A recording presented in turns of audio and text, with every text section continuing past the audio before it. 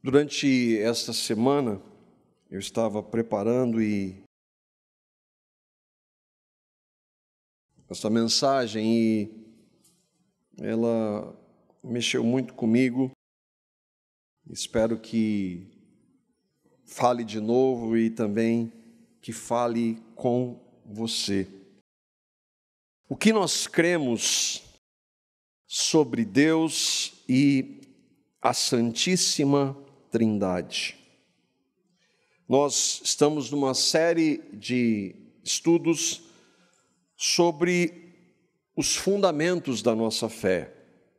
Não da nossa fé, Comunidade Cristã de Londrina, mas da fé cristã genuína, aquilo que nós cremos, a palavra de Deus. Por isso, então, nós fizemos 10 encontros falando exatamente sobre as Escrituras Sagradas, porque a partir delas é que nós vamos agora entrar em vários assuntos concernentes à palavra, que estão na palavra. Tudo que nós vamos tratar só tem como base a Escritura. Por quê? Porque tudo que nós podemos e precisamos saber sobre, por exemplo, quem é Deus, quem nós somos, de onde nós viemos, para onde nós vamos, qual que é o significado dessa vida, como nós podemos conhecer a Deus e outros assuntos importantes, só a Bíblia responde.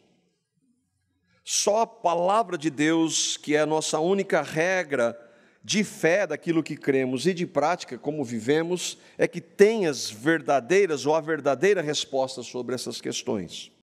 E hoje eu estava conversando até com a minha esposa, nós vamos estudar, tentarmos compreender para ver quem é Deus. Só a ideia, por exemplo, de teologia, que é o estudo, theos, logia, de logo de estudo, o estudo de Deus, o próprio termo é um absurdo. Como nós, seres tão finitos, maculados pelo pecado, queremos estudar a Deus, como ele se fosse um objeto. Mas o que nós queremos é tentar compreender um pouco, e que vai ser muito pouco sempre, da grandiosidade de Deus, do poder de Deus, da sua sabedoria, de todos das suas qualidades ou atributos, como nós vamos ver. Eles são incompreensíveis para nós. E quanto mais nós lemos na palavra, mais nós reconhecemos a nossa limitação. Mas não é por causa disso, então, que não, como alguns, não dá para saber quem é Deus, então ninguém pode dizer nada a respeito dele. Não, nós podemos sim, porque a palavra dele fala muito sobre ele. A questão é que nós não conseguimos compreender com as nossas mentes finitas a realidade de Deus. Nós vamos ler a confissão que fala agora sobre o nosso Deus. Toda ela baseada nas Escrituras, e eu ficava lendo isso aqui, a profundidade do que ela diz. Ainda assim, nós estamos falando de Deus. Nós jamais vamos compreender plenamente o nosso Deus. Por isso que às vezes, estupidez nós queremos entender, e aí, muito mais estupidez, nós queremos questionar Deus. E eu estou falando nós, eu me incluo nisso. Às vezes, na minha arrogância, soberba, orgulho, que precisam ser quebrados pela cruz, às vezes eu quero questionar o Deus Criador e Todo-Poderoso.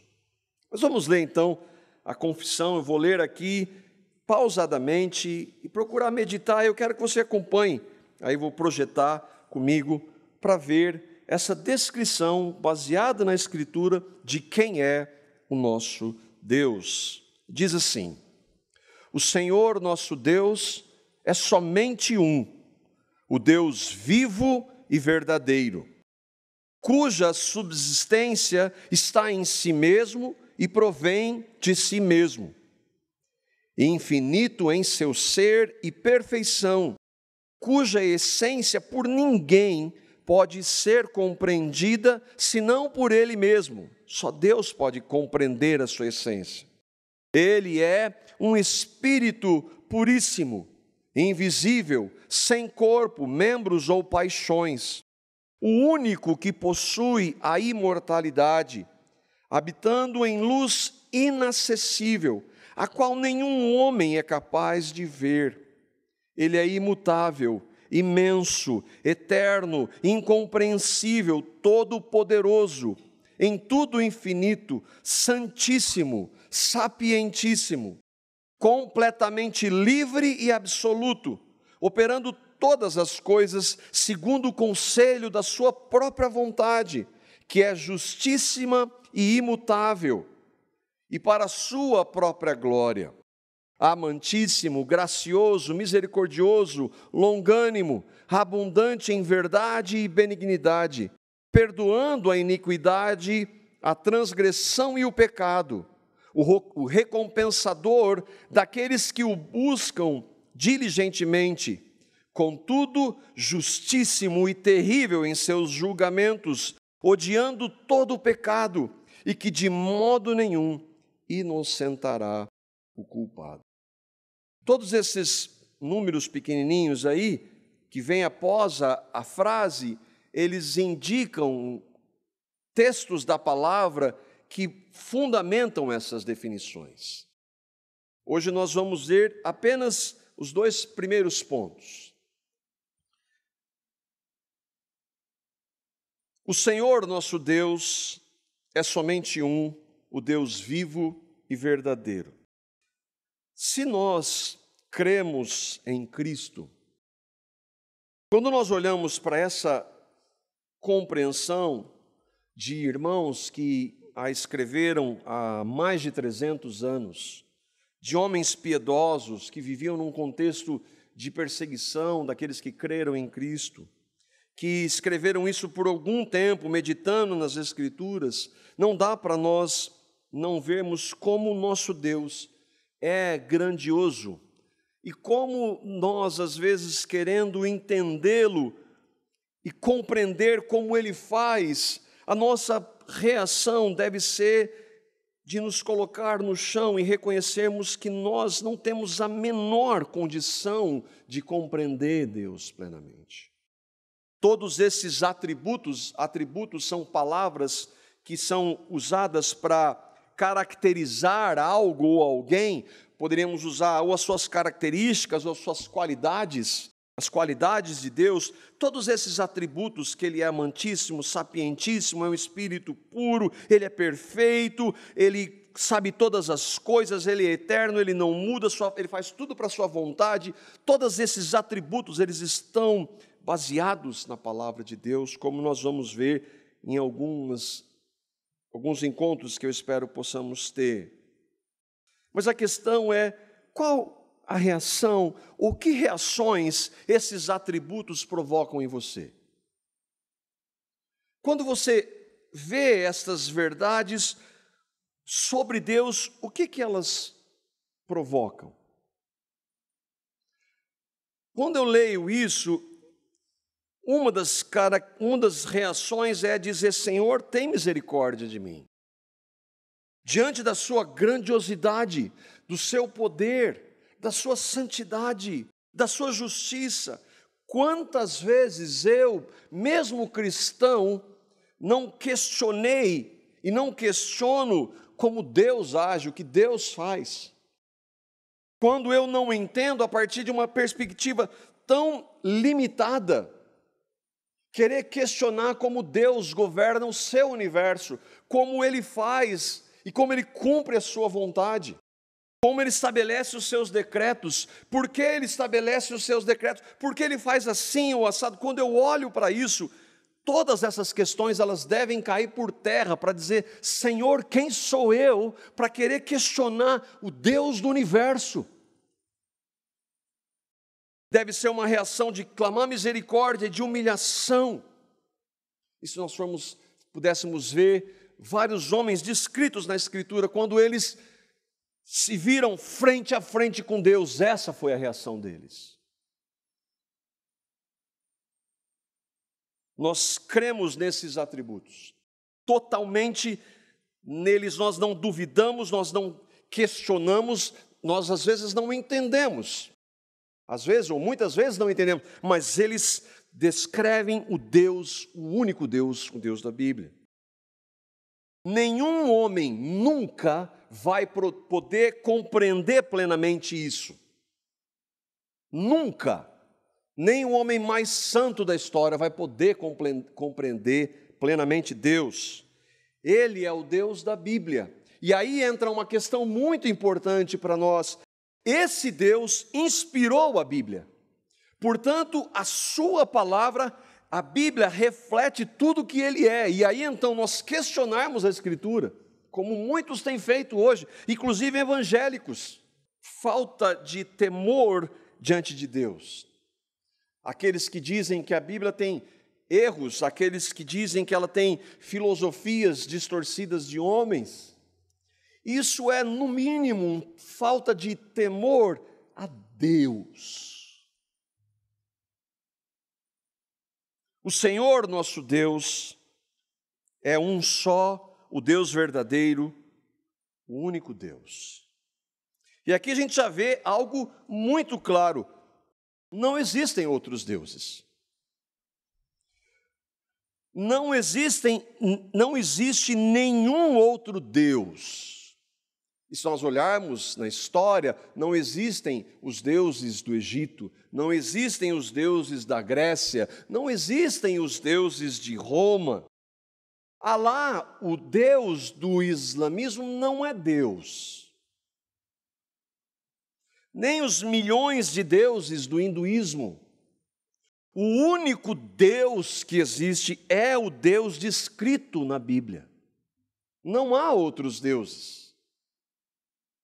Há vários textos que mostram esta verdade de maneira muito clara.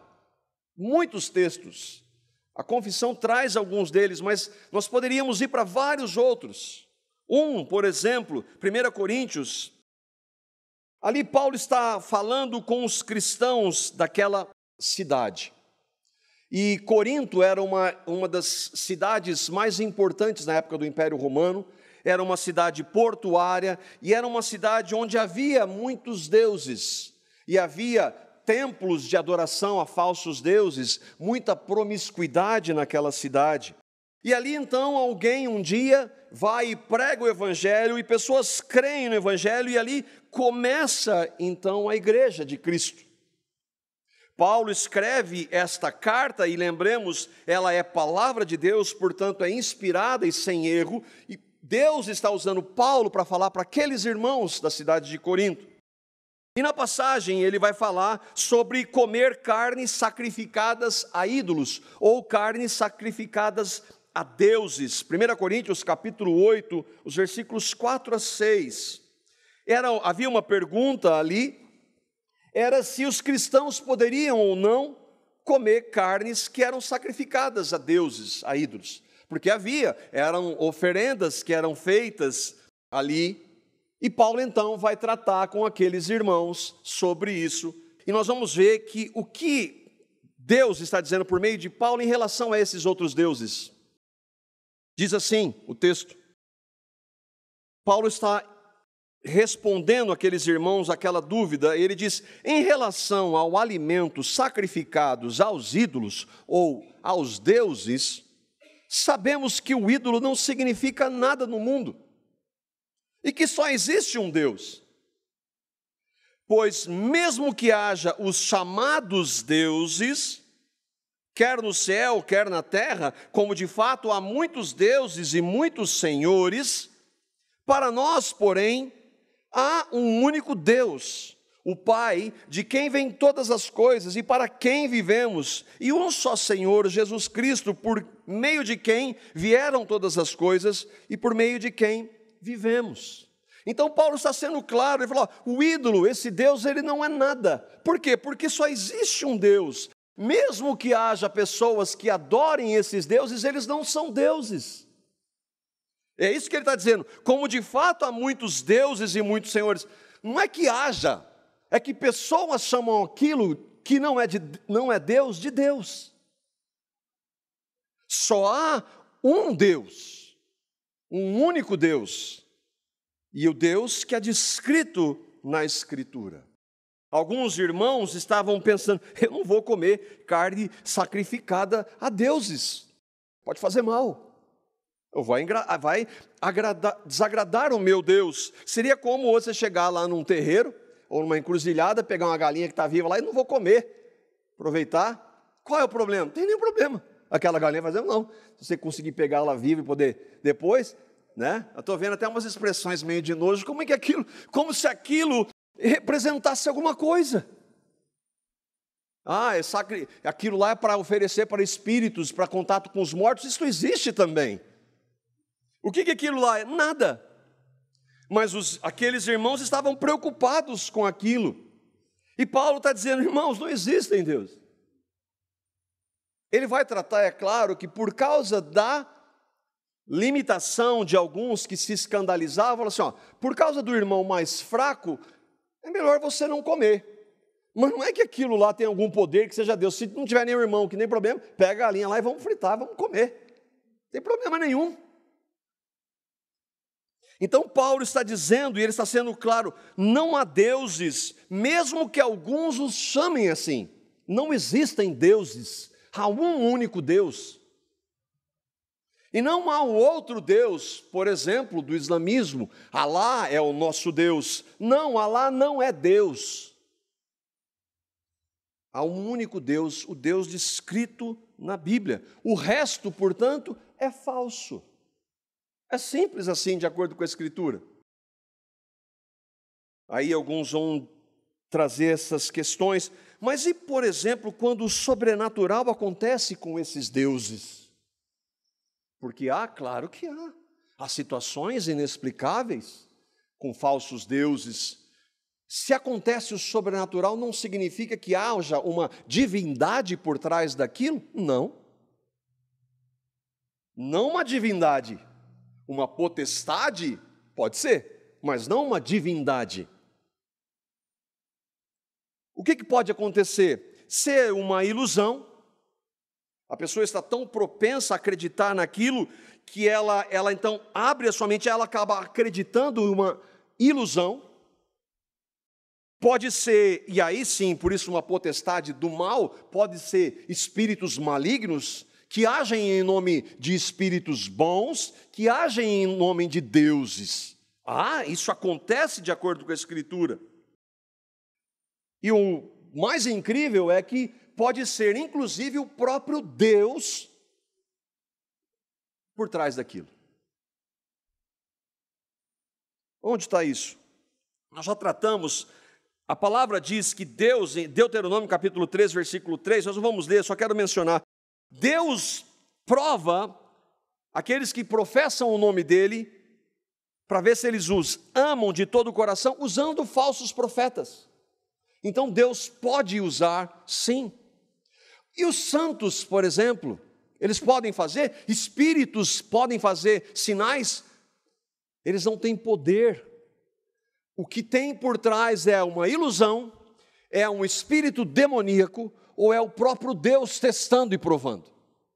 Portanto, não existe, não há contato com mortos e não há contato com deuses, porque não há deuses, há um único Deus. Paulo está dizendo que só existe um Deus, o Pai dos que creem no Senhor Jesus. Então ele diz que só existe um Deus e ele especifica qual é esse Deus, o Deus Pai do Deus Filho, Jesus Cristo. Só há um Deus. Nós vamos ver mais à frente que esse Deus, ele tem 3 pessoas, mas é um único Deus. Aqui então, ele elimina qualquer possibilidade de deuses ou de um outro Deus. O profeta Moisés, também sob inspiração do Espírito Santo, também deixa claro, Deuteronômio capítulo 6, versículos 1 e 4. Eu estou saltando porque entre os versos 2 e 3, Deus está trazendo algumas ordenanças, mas o ponto é que o que Moisés escreve, inspirado por Espírito, para dizer que Deus fala dele mesmo. Estes, pois, são os mandamentos e os estatutos e os juízos que mandou o Senhor vosso Deus para ensinar-vos. Moisés está instruindo o povo de Deus por meio da palavra. Então ele está dizendo, Deus mandou ensinar vocês assim. Aí ele dá alguns pontos, ele chega no versículo 4 e diz, ouve Israel, o Senhor nosso Deus é o único Senhor. Israel, o único Deus que existe. E por que ele estava dizendo isso? Porque o povo hebreu havia acabado de ficar por 400 anos escravos de uma nação que tinha muitos deuses. Por que ele está dizendo isso? Porque aquele povo agora vai enfrentar os povos de Canaã. E aqueles povos de Canaã, o que eles tinham? Muitos deuses. Mas ele está dizendo, não há outros deuses, há um único Deus. Os deuses do Egito não eram deuses, não são deuses. Os deuses dos pagãos que vocês vão entrar em Canaã para enfrentá-los não são deuses. Não há outro Deus, nem outros deuses. Ele diz, o Senhor, nosso Deus, é o único Senhor. Mas aí alguns vão dizer, mas esse aí é o Deus dos judeus, esse é o Deus dos hebreus. Como, por exemplo, um famoso e conhecido ateu chamado Richard Dawkins, que é um dos homens que eu já vi falar mais blasfemar contra Deus. Ele faz uma pergunta, quem garante que o seu Deus aí não é o Deus? Quem garante que o Deus que você acredita não é o Deus lá daquela tribo, lá não sei aonde? Como é que você prova que o seu Deus não é o Deus verdadeiro e não aquele um? E aí, então, ele faz isso de maneira para zombar, para dizer que o Deus dos judeus não é o Deus dos gentios. Os gentios, quem são? Judeus é o povo de Israel, e gentios são quem? Todos os outros povos de todos os outros tempos. Brasileiros, japoneses, alemães, romanos, os povos pagãos da época, todos os outros povos são gentios. E aí, então, em Romanos capítulo 3, Paulo, ao falar que os gentios e os judeus são salvos somente pela fé em Cristo, ele vai fazer uma pergunta muito importante sobre isso que nós estamos tratando. Romanos capítulo 3, versos 29 e 30. Veja bem, mas esse aí é o Deus dos hebreus, é o Deus dos judeus, né? Não, a palavra está dizendo que esse Deus é o Deus de todos os povos em todos os tempos. Paulo está perguntando, Deus é Deus apenas dos judeus? Ele também não é o Deus dos gentios? E a resposta é sim, dos gentios também, visto que existe um só Deus, que pela fé justificará os circuncisos, os judeus, e os incircuncisos, gentios. Então Deus não é Deus de todos os povos, sim, mas aquele povo lá adora um outro Deus. Não há um outro Deus. Mesmo que eles adorem, mesmo que eles digam, mesmo que eles vejam sobrenatural, não existe outro Deus. O Deus da Bíblia é o Deus de todos os povos, inclusive o Deus dos ateus que dizem que não há Deus. Deus da Bíblia é o Deus de todos os povos. Gentios, que são os povos, todos os povos fora dos judeus, e os judeus. Deus trouxe, sim, como Paulo diz aqui em Romanos, as palavras de Deus vieram por meio dos judeus inicialmente. Sim, os primeiros cristãos eram judeus, sim, mas não significa que Deus é só Deus dos judeus. Deus é Deus do universo, que dirá dos povos que habitam nesse minúsculo planeta. Outra verdade é que Paulo está dizendo que tanto judeus como gentios precisam crer em Cristo. Precisam da fé em Cristo para serem salvos diante deste Deus que é único. E aqui, irmãos, é importante nós entendermos, não é que os povos não saibam que há um só Deus, isso é fundamental. Não é que o povo lá no meio da Amazônia, às vezes quando os irmãos, que os missionários chegam lá e não têm contato nenhum com a civilização, não é que aquele povo lá, ele não saiba que existe um só Deus, aquele povo, ele não quer Deus. Ninguém quer a Deus. Isso é que é a verdade da palavra de Deus. Não é que não saiba, todo ser humano sabe que existe um só Deus. Ele pode não saber que a Bíblia é a palavra dele, ele pode não saber que ele é um Deus trino, ele pode não saber que Jesus é o Salvador, ele precisa ouvir isso, mas saber que há um só Deus, todo ser humano, em toda época, em toda história, sabe disso. De onde você está tirando isso? Romanos capítulo 1, versículos 21 a 23. O ponto é que nenhum pecador quer Deus. E como todos somos pecadores, ninguém quer Deus. Paulo escreve essa carta e Romanos, ele começa falando de quem ele é, que ele foi chamado e escolhido por Deus. E aí ele começa a partir do versículo 18 dizer que a ira de Deus se manifesta sobre todos os povos, que detém a verdade pela injustiça. E uma das formas de deter a verdade pela injustiça, pelo que é errado, é trocar Deus por deuses. Mas não é que eles não saibam, eles sabem disso. E aí então, a partir dos versículos 21, 23, entenda, se você ler o contexto, você vai ver que Paulo está falando de todos os outros povos fora os judeus. E ele não está deixando nenhuma margem para que eles não saibam da existência de Deus. Versículos 21 a 23. Olha o que o texto diz. Paulo está falando dos gentios, de todos os outros povos. Tendo conhecido a Deus, ou sabendo da existência de Deus, esses povos não o glorificaram como Deus, nem lhe renderam graças, mas os seus pensamentos tornaram-se fúteis, e os seus corações insensatos se obscureceram. Ou seja, esse povo, sabendo da existência de Deus, não glorifica como Deus, o seu pensamento se torna fútil, ele esquece de Deus, mas ele vai deificar alguma coisa. E aí o versículo 22, dizendo-se sábios, tornaram-se loucos. Verso 23, eles trocaram a glória do único Deus imortal por imagens feitas segundo a semelhança do homem mortal, bem do meio de pássaros, quadrúpedes e répteis, ou seja, eu não quero o Deus verdadeiro, mas eu troco por qualquer outro Deus. Chega em qualquer civilização, e nós temos o Robson aqui, qualquer momento, que ficou um bom tempo com povos que não tinham contato, vai chegar lá e vai ver se aquele povo não adora alguma outra coisa.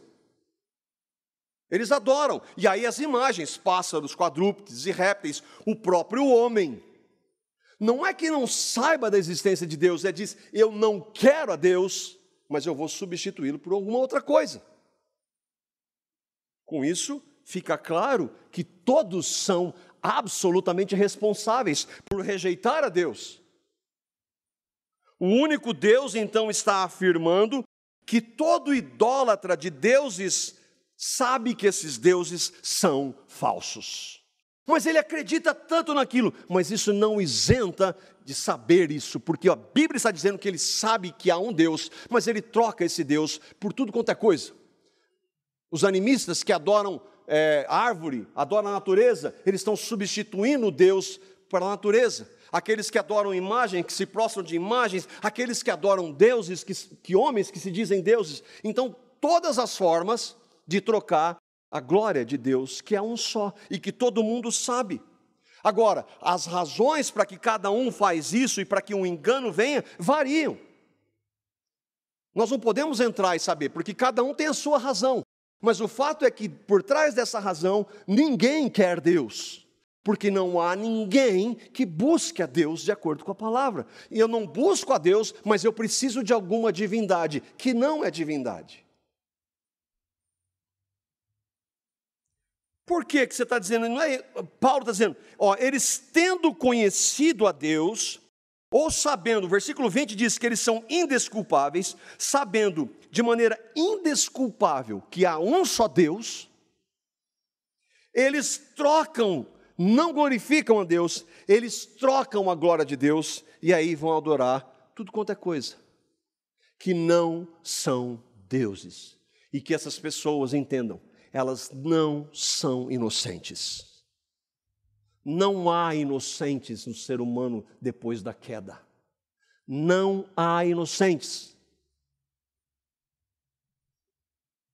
Paulo vai falar, e aqui parece que ele está lembrando do profeta Jeremias, porque é exatamente isso que o profeta Jeremias diz, capítulo 51, versículo 1, que fala, Jeremias está falando, assim diz o Senhor, e aí nós vamos saltar, porque ele vai falar de vários pontos, nós vamos saltar para o versículo 17 e 18 para dizer, aqueles que adoram imagens, o que eles são, e o que são as suas imagens. Assim diz o Senhor, começa lá, né? Lembra que não tem versículo, então assim vai vários textos, vem até chegar no versículo 17. Assim diz o Senhor, todos os seres humanos, versão nova tradução na linguagem de hoje, todos os seres humanos são tolos e ignorantes. Todos os que fabricam ídolos ficam desapontados, porque fazem deuses falsos que não têm vida. Esses ídolos não valem nada, são uma tapeação, serão destruídos quando o Senhor vier castigá-los. Todos quais? Todos, absolutamente todos.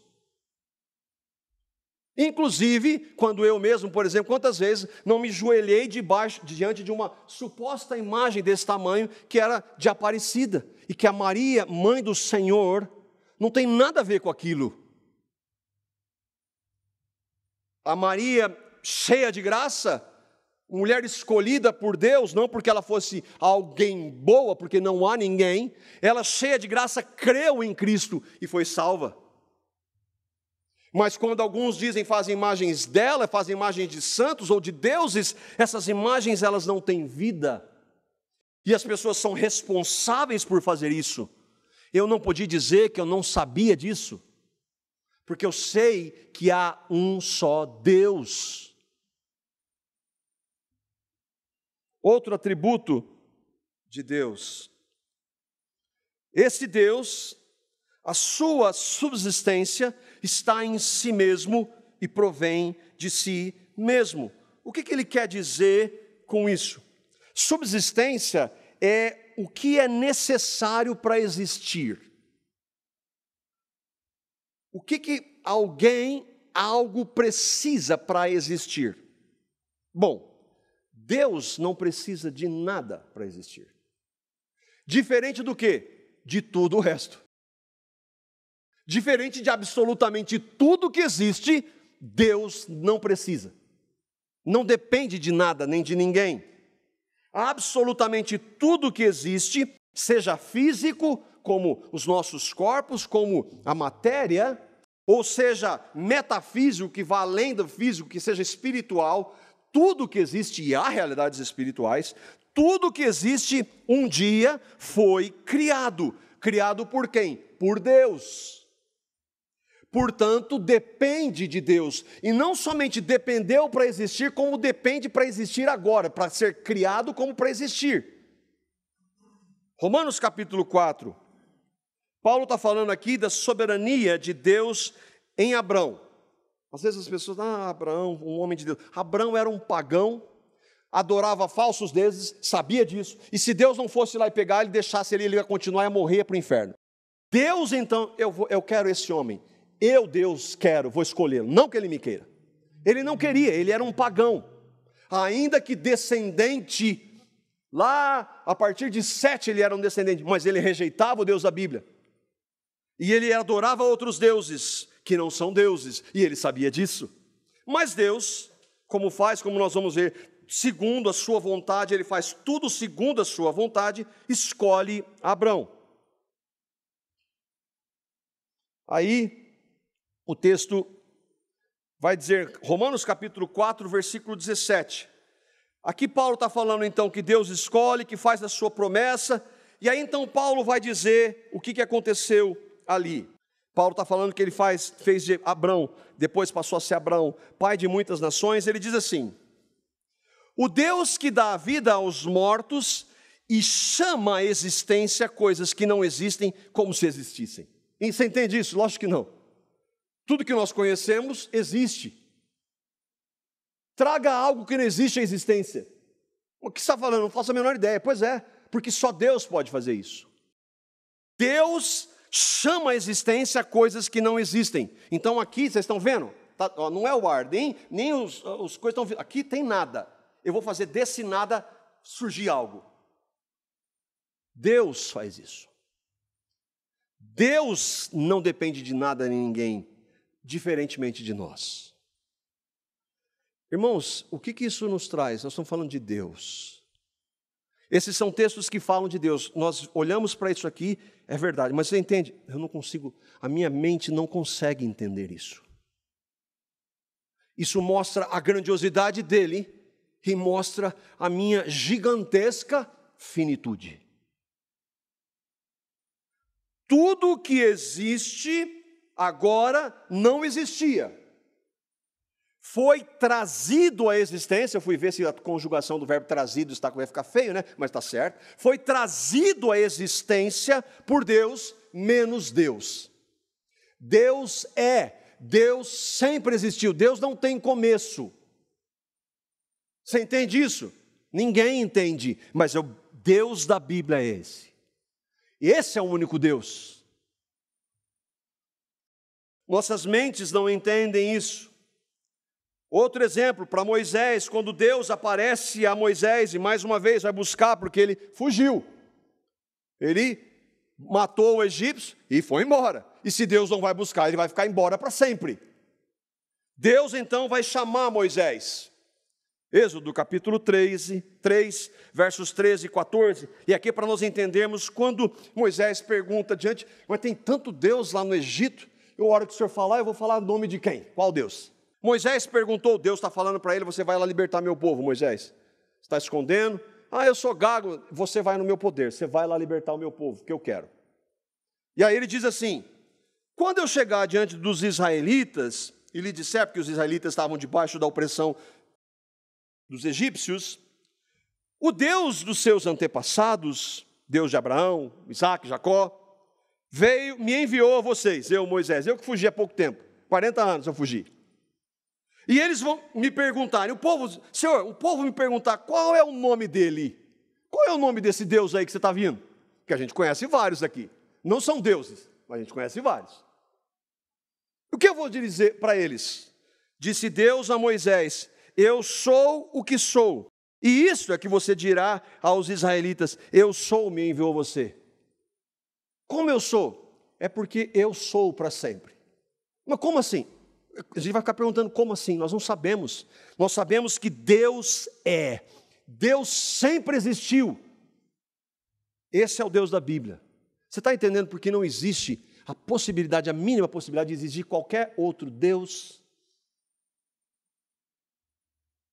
Deus fala com o homem, Moisés conhecia os deuses do Egito, por exemplo, Amon, deus do ar, Horus, deus do céu, Ísis, deusa do amor, Osíris, deus de vegetação, deuses. Havia uma infinidade de deuses para tudo quanto é gosto. Assim como há hoje igrejas evangélicas para tudo quanto é gosto. E a pergunta é, mas eu vou em nome de quem? O Senhor, Ele não dá um nome, Ele diz, eu sou Deus, eu sou. Fala eu sou para eles. Paulo, em sua carta aos Colossenses, falando do Deus Filho, ele traz uma outra descrição de Deus que é impressionante, que é fantástica, que é demais para a nossa mente.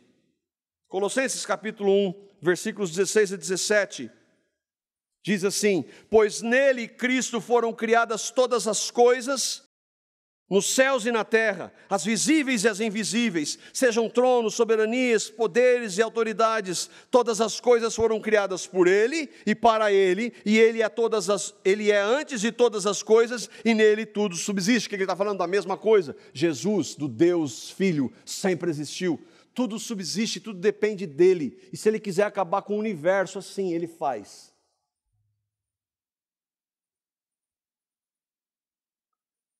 Tudo depende de Deus para existir, menos Ele. Ele é suficiente.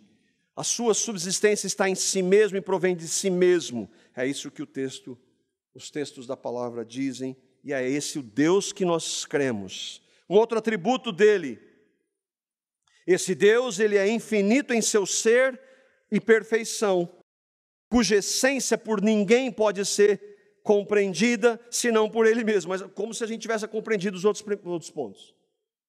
Nós cremos nisso, nós não compreendemos.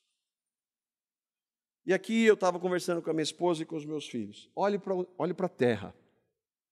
E sem filosofar, né? Olhe, procure, nós sabemos o nosso planeta.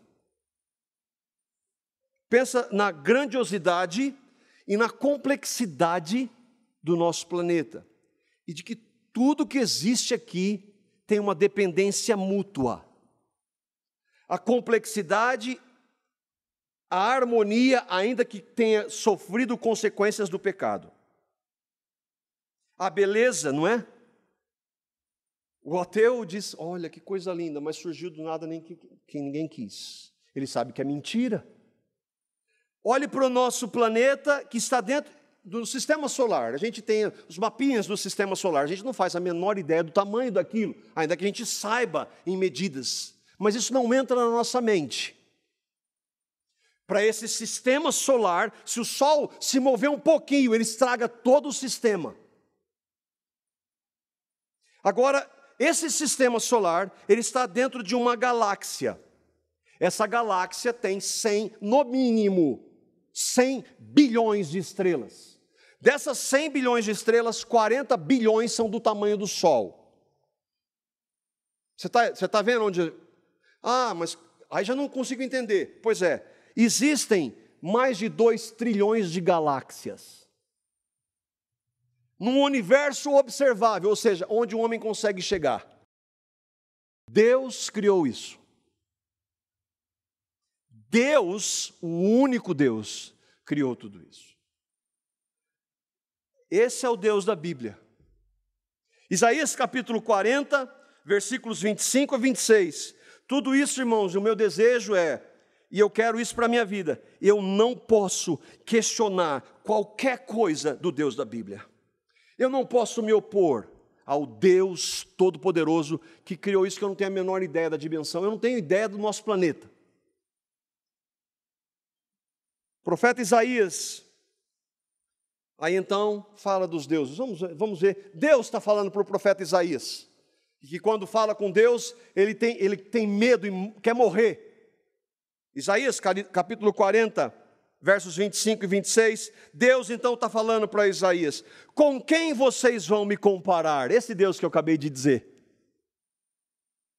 Quem se assemelha a mim? Deus está falando. Pergunta o santo Deus. Ergam os olhos, olhem para as alturas. Quem criou tudo isso? Aquele que põe em marcha cada estrela do seu exército celestial e a todas chama pelo nome. Eu estou falando, irmãos, eu falei de uma galáxia tem 100 bilhões de estrelas, há trilhões de galáxias. Tão grande é o seu poder e tão imensa a sua força que nenhuma delas deixa de comparecer. O que o texto está dizendo de maneira poética? Deus não somente criou o universo, Ele governa o universo. Deus. O ponto aqui é que só as definições, que já cabem um pouquinho na nossa mente, são grandes demais. Da realidade criada por Deus. E o Deus que criou tudo isso.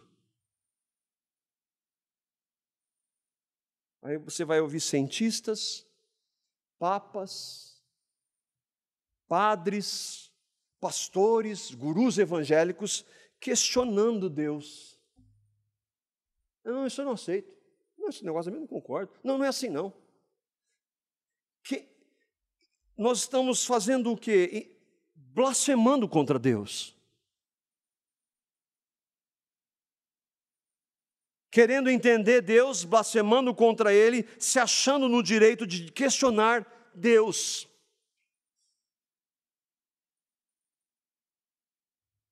Nós estamos falando de um Deus que é infinito em seu ser e perfeição. Isso significa, portanto, que Deus não erra nunca em nada. Nada do que Ele fez na sua Escritura, o que Ele faz, está errado. Não há injustiça em Deus. Se Ele errasse, Ele não seria Deus. Deus não precisa de alguém que o defenda. Deus não precisa de alguém que queira dizer para Ele como Ele rege o universo que Ele criou. Deus não precisa de alguém que concorde como Ele faz o que Ele faz. Deus não se arrepende, Deus não se frustra, Deus não é pego de surpresa. Outra coisa, não é que, Deus sabia de tudo.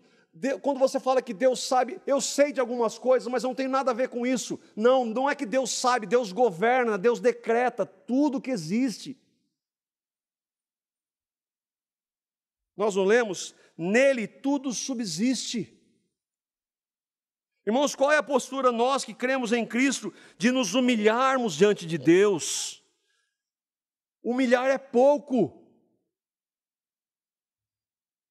Quando um mísero, insignificante, mortal e pecador como eu, Marco, que tenho como maior pecado, sabe qual é o meu maior pecado? O primeiro, qual era? Qual foi? Como Deus eu quero ser.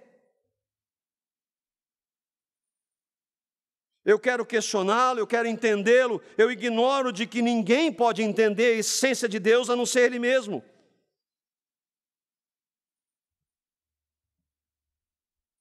E aqui é um dos textos que mais me maravilham e que alguém disse, um pastor, disse que o que Paulo escreveu aqui é bobagem. Romanos capítulo 11, versículos 33 a 36. Paulo, talvez o homem que mais conheceu a Deus na história. O que Paulo está dizendo aqui é para nós, todas as vezes que eu olhar para a palavra de Deus e eu não entender, eu me submeter de saber que é Deus quem faz, é Deus quem rege, Ele faz tudo segundo Ele quer, Ele não erra. E que nós somos míseras criaturas. Paulo está falando dele aqui, mas inspirado pelo Espírito para mostrar para todos nós que cremos em Cristo qual deve ser a nossa postura diante dele. Ó, a profundidade e da riqueza e da sabedoria, do conhecimento de Deus. Não é isso, irmãos? Quando nós vemos essas realidades sobre Deus, eu tenho que chegar diante dele e dizer isso. Quão insondáveis são os seus juízos, como ele age de maneira justa, mas eu não consigo ver justiça, mas continua sendo juízo e justiça de Deus. Quão inescrutáveis são os seus caminhos, eu não consigo ver Deus em nada do que está acontecendo, mas Ele está governando, Ele está cumprindo o seu plano eterno, o seu caminho. Não é que o fato de nós não entendermos significa que Deus está fazendo alguma coisa errada. O ponto é que nós devemos chegar e, Senhor, eu não entendo isso, mas o Senhor é Deus. Quem conheceu a mente do Senhor? Ou quem foi seu conselheiro? Quem disse para Deus, faça isso ou faça aquilo? Quem primeiro lhe deu para que Ele o recompense? Por quê? Porque dele, por Ele e para Ele são todas as coisas. A Ele seja a glória para sempre, amém. Tudo isso está dizendo que Deus governa, tudo Ele faz, Ele governa esse universo, nele tudo subsiste, tudo é absolutamente tudo. Quanto mais uma pessoa conhece a Deus, mais ela vai reconhecer isso aqui.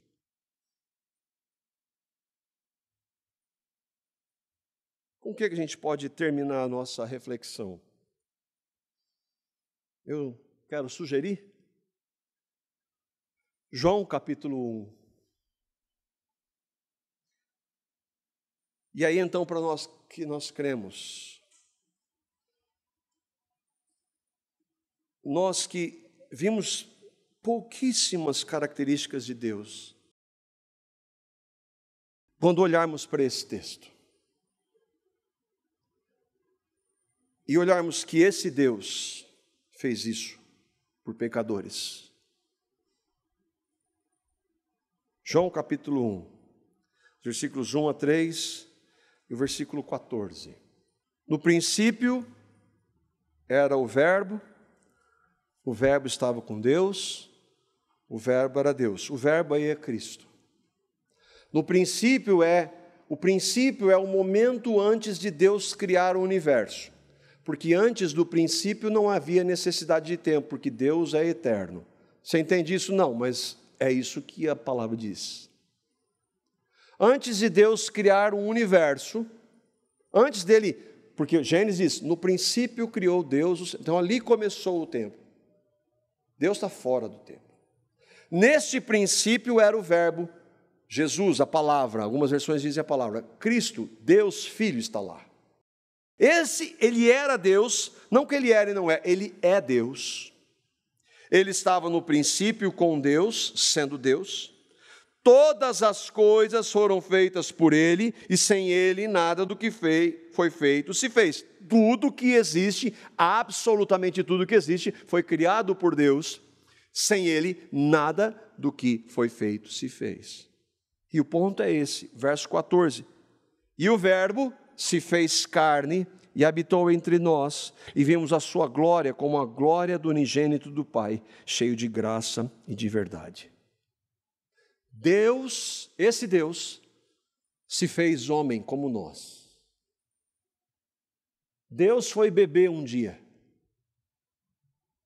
Deus se fez homem. Nós jamais vamos compreender essas realidades plenamente. Mas Ele se fez homem. A questão é para quê e por quê?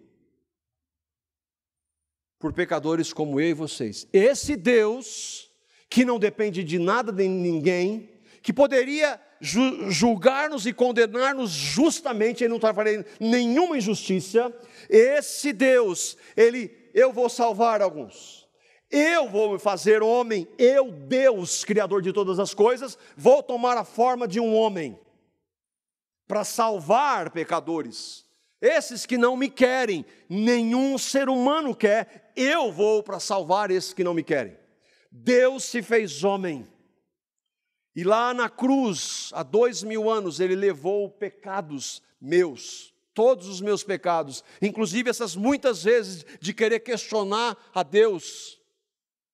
Ele na cruz, Ele Deus, por ser Deus, não cometeu nenhum pecado, morreu pelos meus pecados, derramou o seu sangue santo de Deus por mim, pecador, me levou a morrer no seu corpo, na sua ressurreição me deu uma nova vida. Deus se fez homem para salvar pecadores como eu e como vocês. Deus se fez homem. Por isso que nenhuma religião pode, por isso que nenhuma regra pode mudar ninguém, por isso que vir aqui fazer qualquer coisa pode mudar quem quer que seja. Só Deus pode fazer e salvar, e Ele fez em Cristo. Você crê no Evangelho? Essa é a grande questão, essa é a mais importante pergunta que eu e você, não estou falando se você participa da comunidade, se você é religião, não interessa de qual religião você seja. É se você crê nesse Deus que se fez homem, Cristo que morreu na cruz por pecadores como nós, para pagar pelos nossos pecados, para nos dar uma nova vida. Deus fez isso. Aí eu pergunto, quem compreendeu a mente do Senhor? Eu não consigo entender nada. Como é que Deus fez isso por mim? Mas Ele fez, a Bíblia diz. O que nós podemos aplicar, irmãos? O primeiro ponto que é para mim, quando nós que cremos em Cristo, formos para a palavra de Deus, não a questionemos, nada. Não questione a palavra de Deus, porque você está questionando a Deus. Eu estou falando desse Deus. O que eu quero que a gente pudesse entender um pouco é que esse Deus, Ele faz coisas que a gente não entende. E a coisa mais natural do mundo é Deus. E não é porque eu não entendo que eu digo, isso eu não aceito, isso eu não concordo.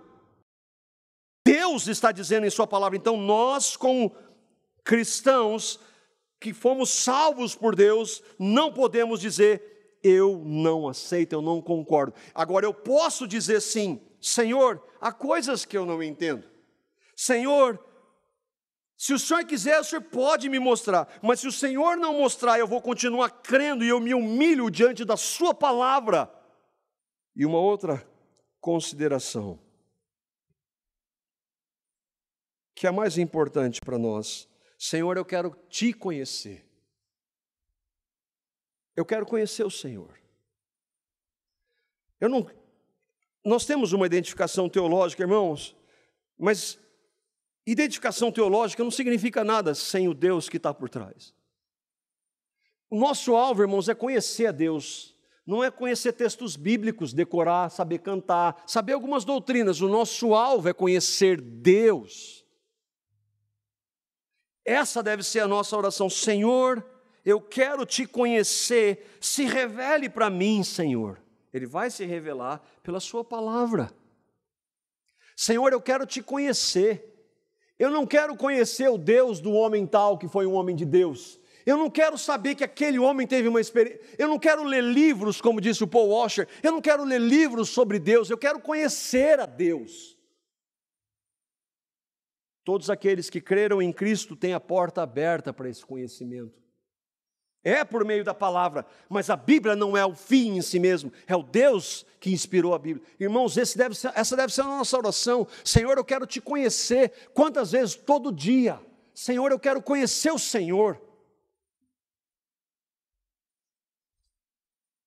Nunca vamos conhecer plenamente, porque Jesus disse, a vida eterna é essa, que conheça a Deus Pai e ao Filho quem enviou. A vida eterna, então eternamente nós vamos conhecer. Mas nós temos o privilégio, como filhos desse Deus, de começar a conhecê-lo e nos relacionarmos com Ele.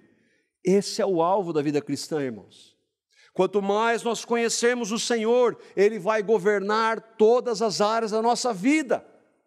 Quanto mais, por exemplo, nós sabemos que esse Deus, dessa grandiosidade e poder, a hora que eu ver uma dificuldade gigante, olha como a dificuldade é gigante para mim, perto desse Deus ela não é nada. Mas como eu não o conheço, aquele nada para Deus se torna grande, porque eu não ando com Ele. Senhor, o nosso desejo é te conhecer. Diga para Ele, Deus, eu quero te conhecer. Eu quero andar na tua presença. Que Ele faça isso em nós.